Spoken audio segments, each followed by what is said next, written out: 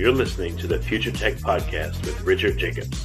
Future technologies such as artificial intelligence, stem cells, 3D printing, gene editing, Bitcoin, blockchain, the microbiome, quantum computing, virtual reality, and exploring space are much closer than you might think.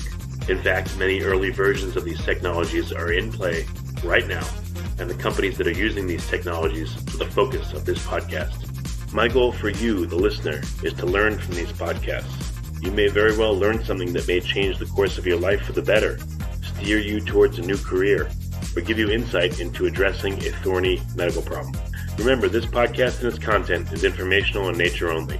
No medical, tax, legal, financial, or psychological advice is being given.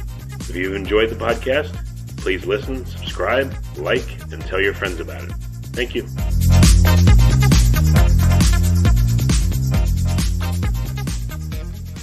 Hello, this is Richard Jacobs with the Future Tech and Future Tech Health podcast. I have Michael A. Tompkins and Monique Thompson. They have many, many accolades, which we'll get into. We're going to be talking about Insomnia. They're both co-authors of the Insomnia Workbook for Teens, Skills to Help Stop Stressing and Start Sleeping Better. And I'll get into their bios in just a second. But Michael and Monique, thank you for coming.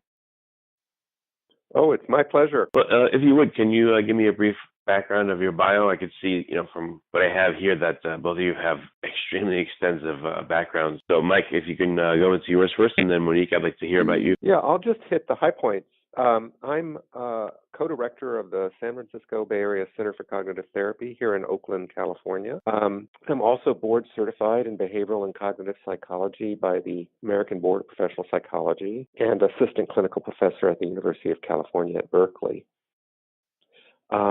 And I have published a number of books and been the co-author of a number of books.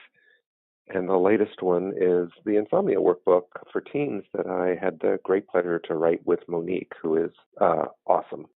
And okay. I typically treat problems across a range of developmental ages, from adults to kids. And insomnia, of course, presents a great deal.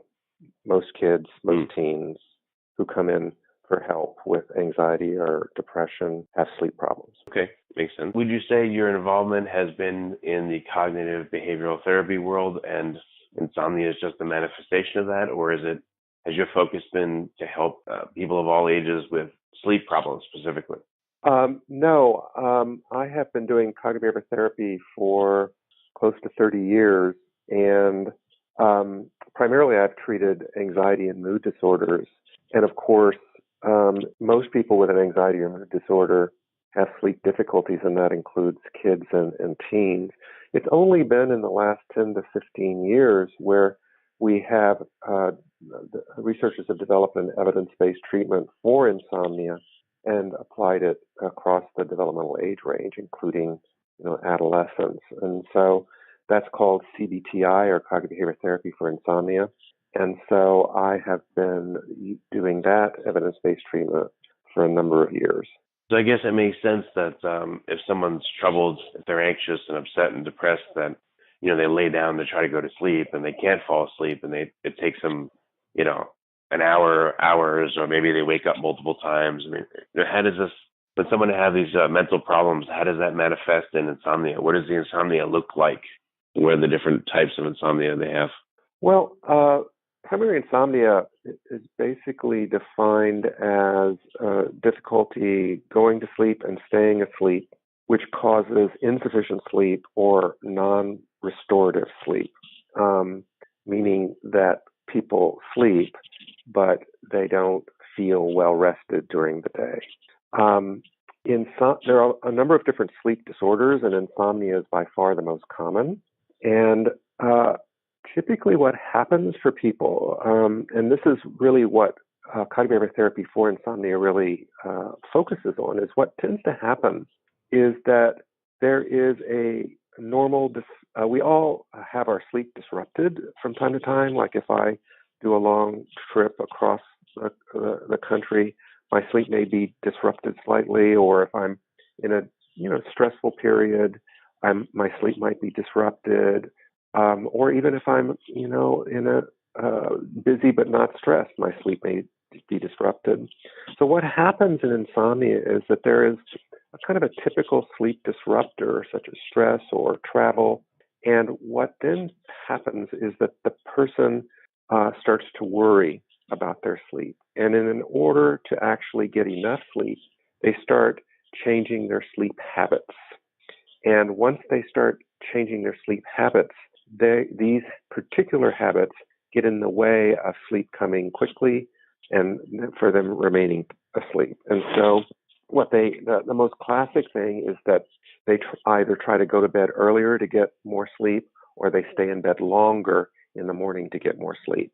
And one of the things that is the most critical to good sleep is to have a standard lights out time and a standard get out of bed time.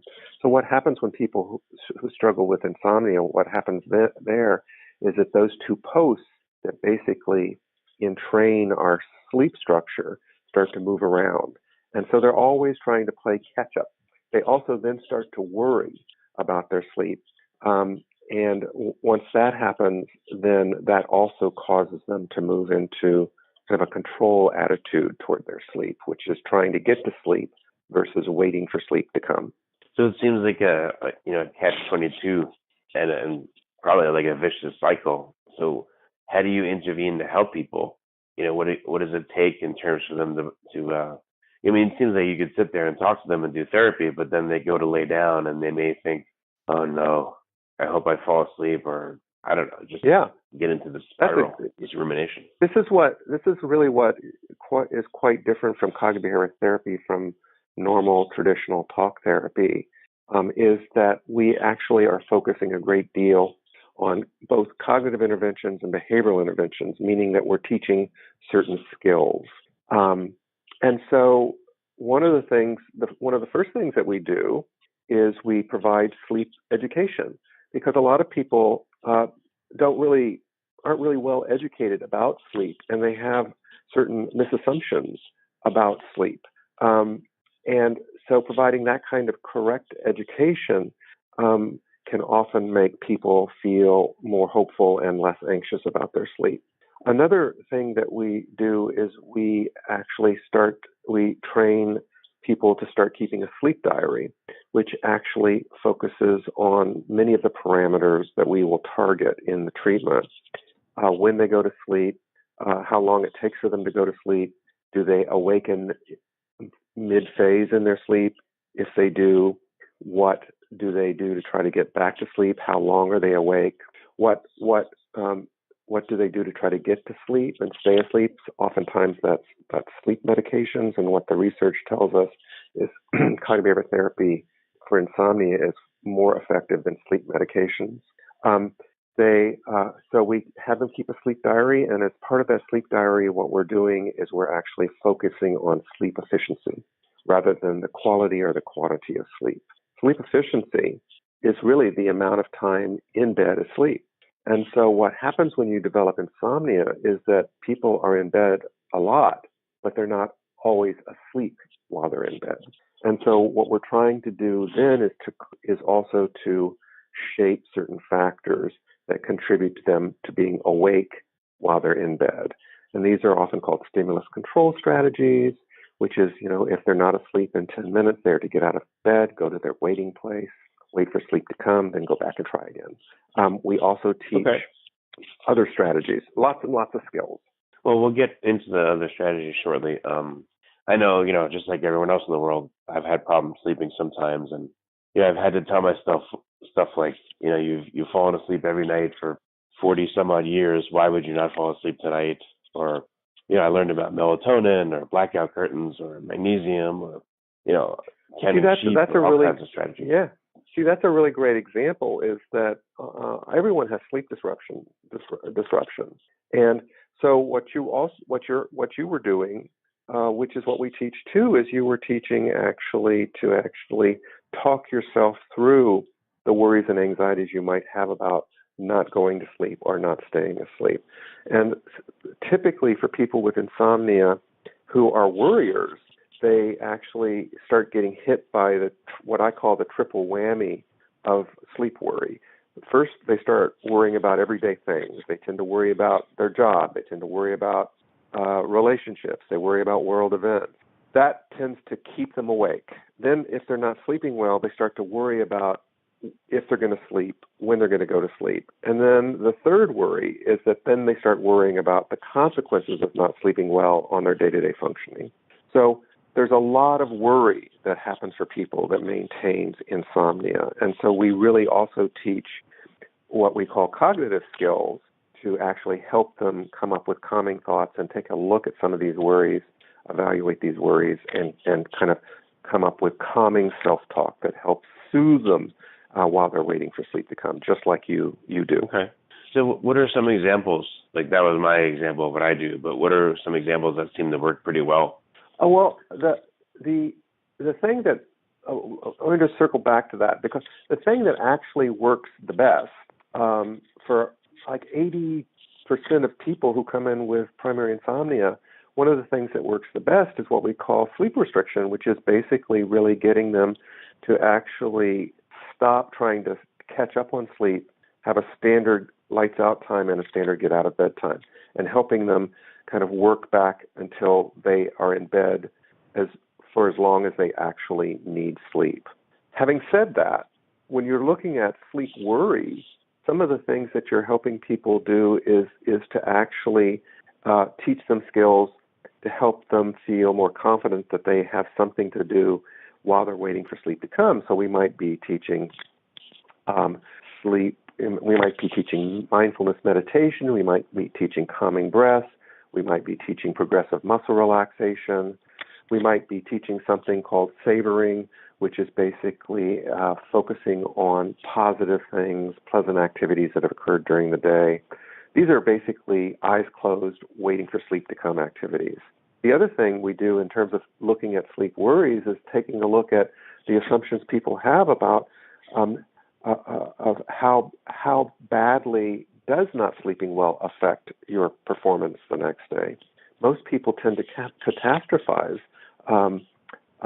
having inadequate sleep on their performance. They think that they won't perform well at all, which is simply not true.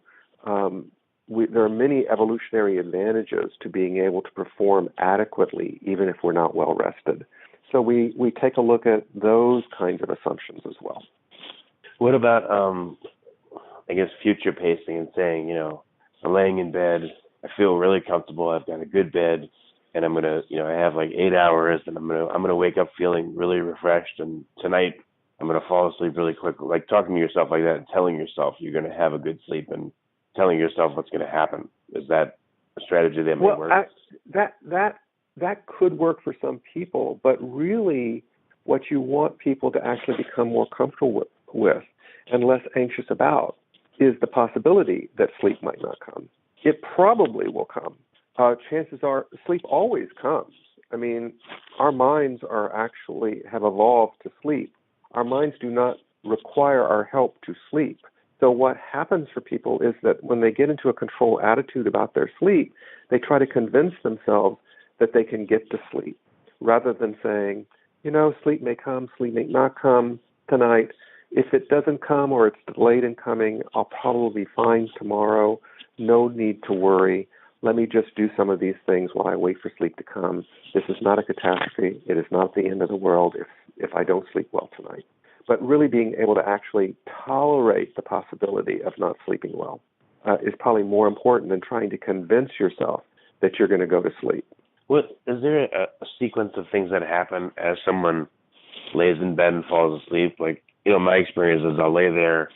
Sometimes I'll start to feel tired, and I go, oh, good, I'm feeling tired. And then the next thing I know, I'm waking up. But I don't know, is it useful to know the stages people go through when they fall asleep, and is there anything you could do about them? Yeah, that's part of the sleep science, the sleep education that we do with individuals with insomnia and teenagers too. Teaching them about what sleep is really about. Teaching them about the whole idea of arousability, mental arousability. Mental arousability is an active mind. You might not even be worrying, but you might be thinking about the day and what's going on, or you might be being very excited about something that's going to happen tomorrow. You're not worried, but you have a lot of mental activity. Or you might extreme television shows right up to bedtime. And your mind is very alert and very active. And then you get into bed expecting that your mind is going to turn off for sleep to come. Our minds don't operate that way. Our minds, with regard to arousability, operate more like a dimmer switch, where our arousability slowly dims and then sleep comes. So there are some things that we teach people to not do, which are sleep disruptors, which is exercising too close to when you wish to go to bed, using screens or watching interesting or arousing material on a screen, engaged in activities that are like exercise too close to bedtime, avoiding caffeine, anything that's going to actually amp up your mental activity is not something to be doing close to bedtime. And then there are other exercises that you can start doing to actually start to calm your mind. And so the critical piece is to give yourself, early on, kind of a wind down routine where you actually are signaling to your mind, I am preparing, it's time for sleep to start coming. Oftentimes what people do, particularly busy people, is they're busy right up into the moment that they're ready to go to bed. They turn out the light, and then they expect their mind to calm down and sleep to come. That's not always the case. And if you are struggling with insomnia, it's almost guaranteed that's not going to happen. So building in wind down routines, building in closed eyes activities, all as part of like signaling your mind that you are ready for sleep to come. Okay, that makes a lot of sense. Your workbook was for teens. Was that because you just like to help younger people, or is it because they have unique sleep problems versus everyone else? Well, there are a couple of reasons why Monique and I wrote a book for teens. One is there isn't a book out for teens with insomnia. This is the first one. So we recognized a very unique niche that we could fill. Secondly, there is a sleep epidemic, that people are not getting enough sleep, and teens are no exception to that. Secondly, teens are uniquely positioned to have poor sleep, meaning that what happens when you get to be a teenager is your sleep structure starts to change, and your mind actually wants to sleep later in the evening and wants to continue to sleep longer in the morning. This is a natural brain change that happens for teens. The problem is that teens have to get up in the morning to go to school. So this normal brain development is not a good match for what teens are required to do in the mornings. And then secondly, teens I think many teens, if not most teens, are experiencing a lot more stress and pressure and higher expectations to perform, which all contributes to difficulty sleeping. And then the last piece about teens, which is really unique to teens, is that there's a lot, that the use of social media, that actually there's a lot of content and also interaction that occurs remotely with teens, which is very activating to their minds. And so all of these things come together for teens at a particular point in their development that make getting to sleep and staying asleep and having restorative sleep more difficult. Yeah, it makes sense. So what does therapy typically look like when people come to see you? What do they tell you is going on typically? And then you went over some of the stuff you'll tell them to do. And then what happens? How long does it take for them to experience results? And then what do they tell you once they've done it? Well, see, that's great. That's the other great news about CBT for insomnia, is that for a teen who actually doesn't have a great deal of worry, in just doing sleep restriction, they can start to sleep better in a matter of 3 to 4 sessions, right? That's how powerful actually being able to restructure their sleep routine can be. Now, if teens are also big-time worriers, it can take longer, because we also have to include skills to help them with their worry. Right?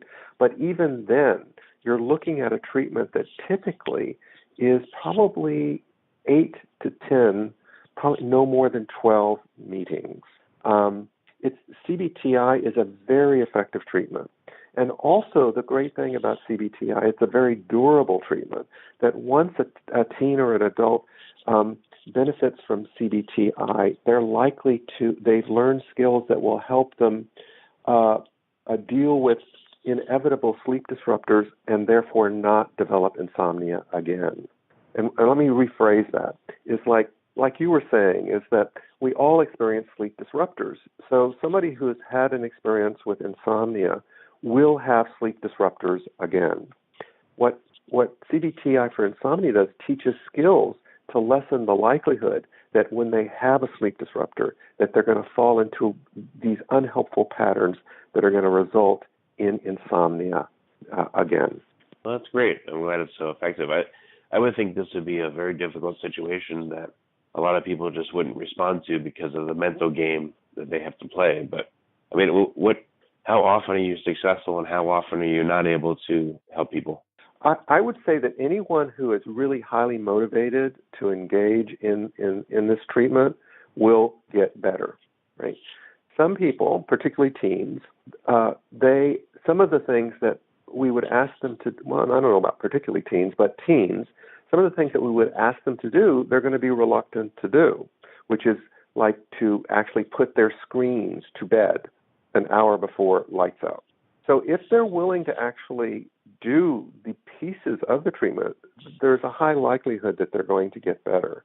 But probably the thing that is the biggest impediment for at least teenagers in actually benefiting from cognitive behavioral therapy for insomnia is their attachment to their screens in the evenings. And that is a tough sell to teenagers.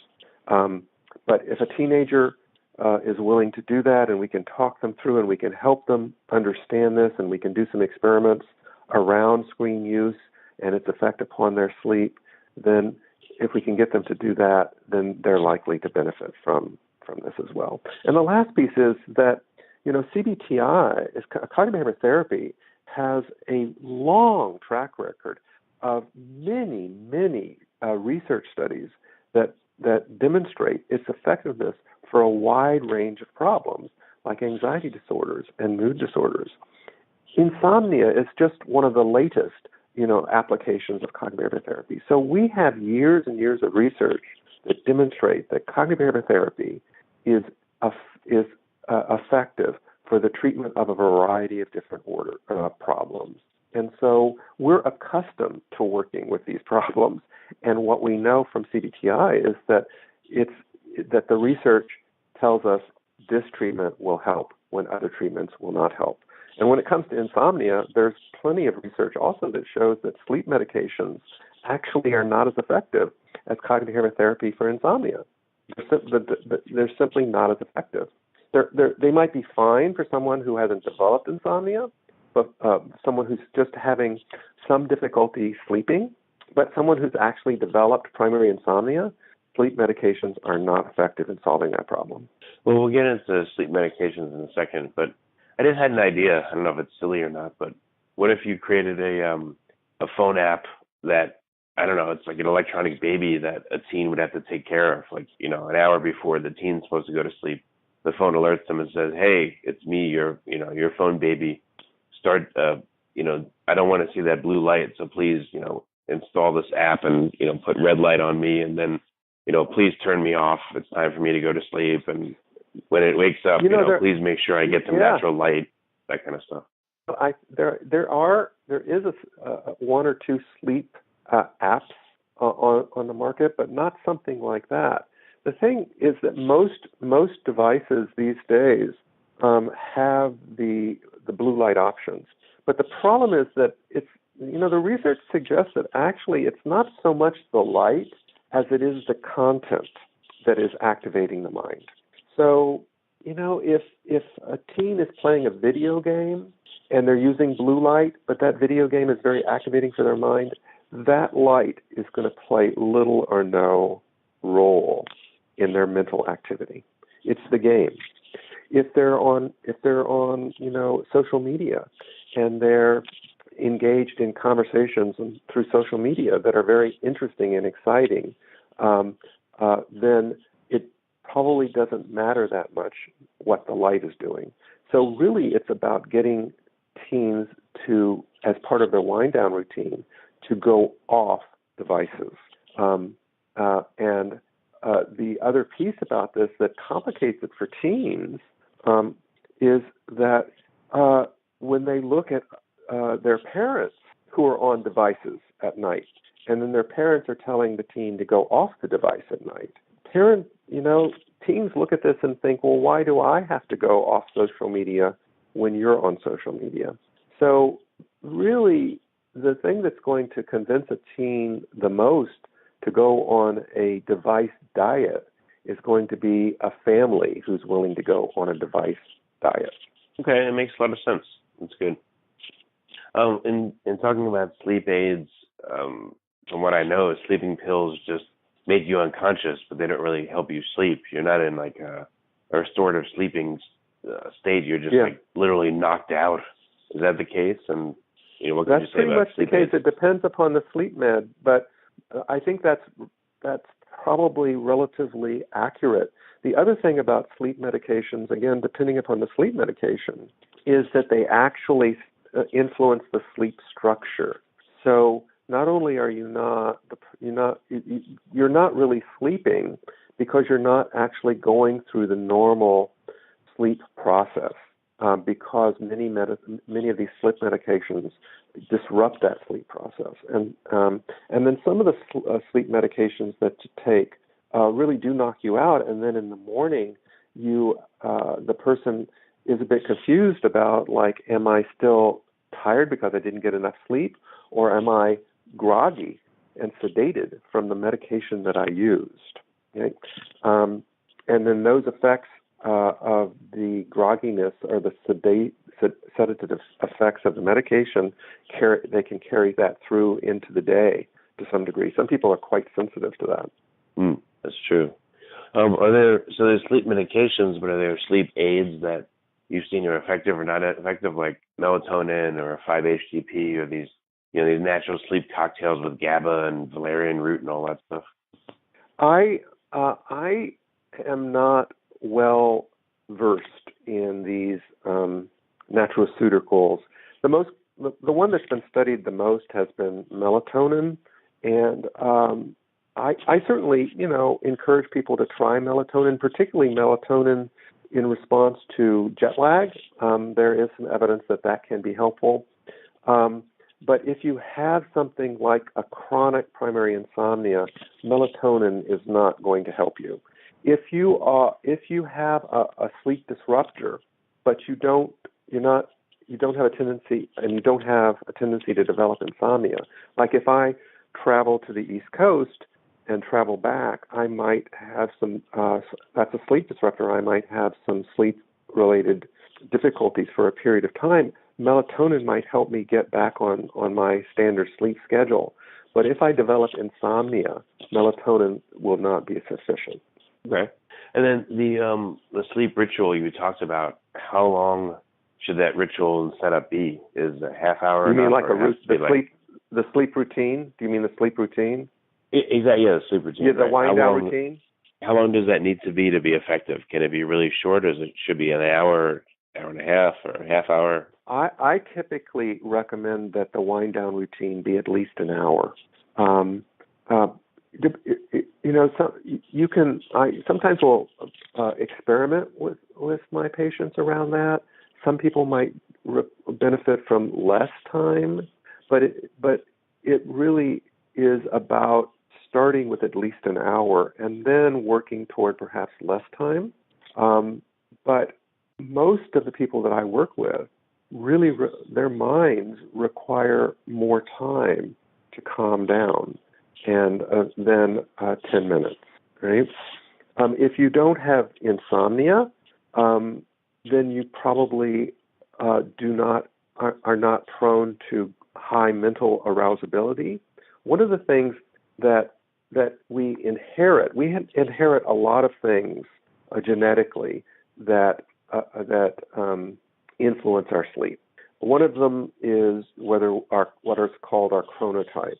Are you a night owl or are you a morning lark? If you're a morning lark, you tend to get up early and you feel great. If you're a night owl, you tend not to feel sleepy until late in the evenings. Typically, that is inherited. That is genetic. Another thing that we inherit is mental arousability. That genetically, some of us are more easily aroused than others. And so often people with insomnia have greater mental arousability. And what that means is that, they're asleep, but it takes very much less for them to awaken than someone with low arousability. And so there are a number of factors that we just inherit. And then it's about kind of like working around that. So somebody with high mental arousability would require, I think, a longer wind down routine. Someone with less mental arousability, maybe not as much. Okay, makes sense. What happens if you have someone that is going to sleep at hours that they don't like? They're getting tired super early and they're going to bed super early and getting up super early and don't like it, or they're going to bed really late and they want to go to bed earlier. Any strategies for shifting their sleeping hours? Yeah, absolutely. Well, absolutely. This is what you're speaking to here is what's called sleep restriction, which is basically identifying what their lights out time that the person wants and what their get out of bed time the person wants that works with their life, and then working with the person to actually adjust their sleep to that, to those two posts. So this takes time, and it's often done in steps, but if those two posts are moving around, lights out time and get out of bed time, then the person's sleep will be poor. The quality of their sleep will be poor. And so really it comes down to helping the person decide what these two posts are going to be, and then adjusting their sleep over time to match those two posts, meaning that with those two posts, they are generally asleep during that period of time. Now, having said that, many times people with insomnia will have, particularly like with older adults, typically with older adults, their sleep efficiencies are like 80%. Person without insomnia, normal person without insomnia, their sleep efficiencies are 90%. What that means is that, that 90% of the time someone's in bed, they're asleep. And the reason that for older adults sleep efficiency is poorer is that they have greater arousability. They tend to awaken more easily, or they awaken more often.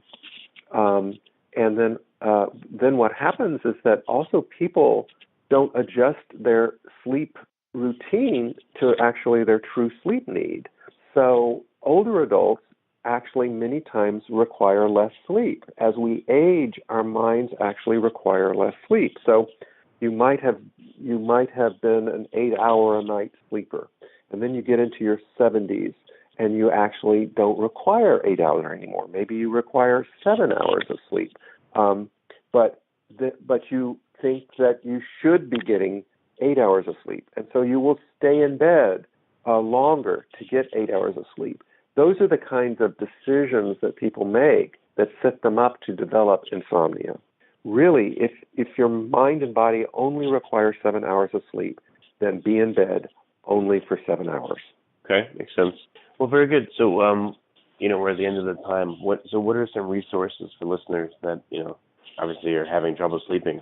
Where can they find out about CBTI? Where can they get your workbook? How can they get in contact if they want to?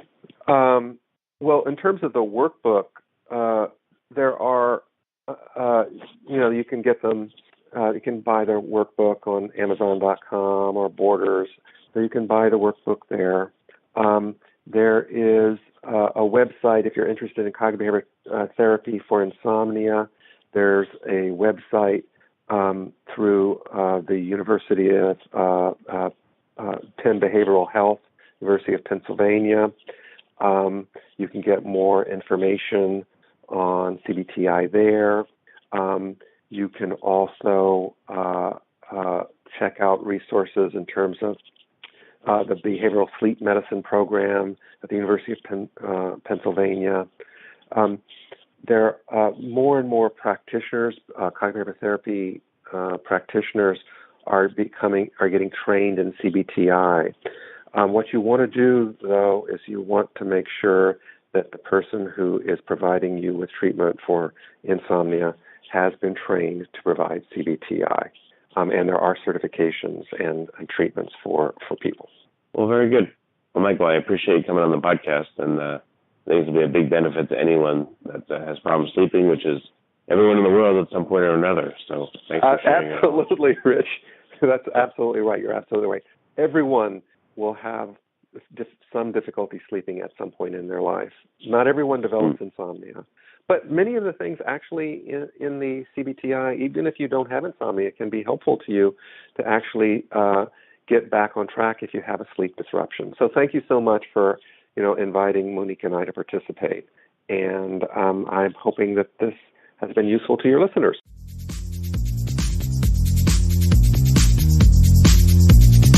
You're listening to the Future Tech Podcast with Richard Jacobs. Future technologies such as artificial intelligence, stem cells, 3D printing, gene editing, Bitcoin, blockchain, the microbiome, quantum computing, virtual reality, and exploring space are much closer than you might think. In fact, many early versions of these technologies are in play right now, and the companies that are using these technologies are the focus of this podcast. My goal for you, the listener, is to learn from these podcasts. You may very well learn something that may change the course of your life for the better, steer you towards a new career, or give you insight into addressing a thorny medical problem. Remember, this podcast and its content is informational in nature only. No medical, tax, legal, financial, or psychological advice is being given. If you've enjoyed the podcast, please listen, subscribe, like, and tell your friends about it. Thank you.